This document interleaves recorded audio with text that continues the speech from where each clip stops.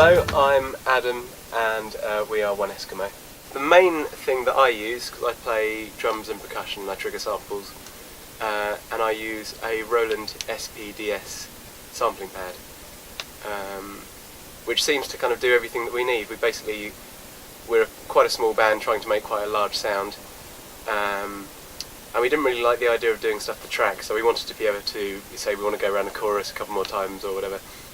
We've got the freedom to do that, so we've basically engineered a lot of the stuff that we put onto our album back onto the SPDS, and so I trigger with my hands and my feet. I also send a trigger to Pete on guitar, who also triggers stuff with his feet, and that seems to give us, it sort of helps with the sound that we want, and it kind of gives us the dexterity to be able to kind of, elongate a song or just kind of, keep it as it is. But it kind of does everything that we want. It could do with improvements though that we've been, it seems to really work well. But I think if there was a Mark II, and I'm sure I'll talk to Roland about it. If there was a Mark II, I think I'd probably increase the memory and the CPU of it. Maybe have a USB drive for it. But it's one of these things that the more you look into it, it's kind of been laid out really well. It's been well thought about,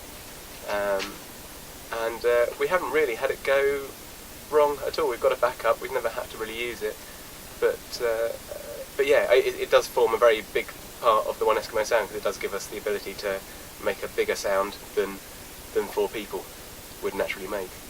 And you're also not, you're saying that you can also improvise using this as opposed to having just something. Yeah, totally.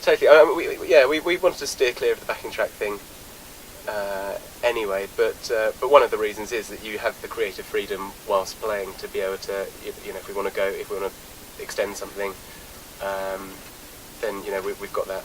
We can do that instantly. Whereas if you've got backing tracks, you're kind of tied to them, really, aren't you?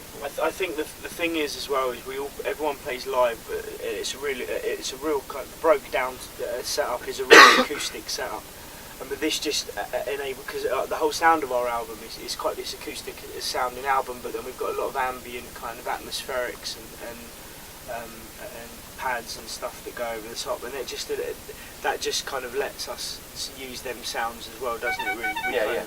Yeah, it lets us kind of keep our acoustics on stage, and then just Adam's kind of playing all the ambient sounds. Over It's kind of become one movement now. We're all kind of multitasking on stage and doing a lot of different things at once. And like Jamie's playing bass and flugelhorn at the same time quite a few times. And these things have all kind of evolved from, again, us trying to make as big a sound as possible. So anybody who's got a free limb can make an extra sound with it. But as far as I'm concerned, I'm playing cajon. I've got Pearl drums, and I'm playing that and the SPDS, and it's become a kind of, to begin with, it was quite a difficult thing to be doing everything at once, but now it's become a sort of movement. It's become an instrument of its own, so we've really be able to choreographed it. Yeah, it's like a dance. It is. It's like a dance. It's like riding a unicycle or something as well.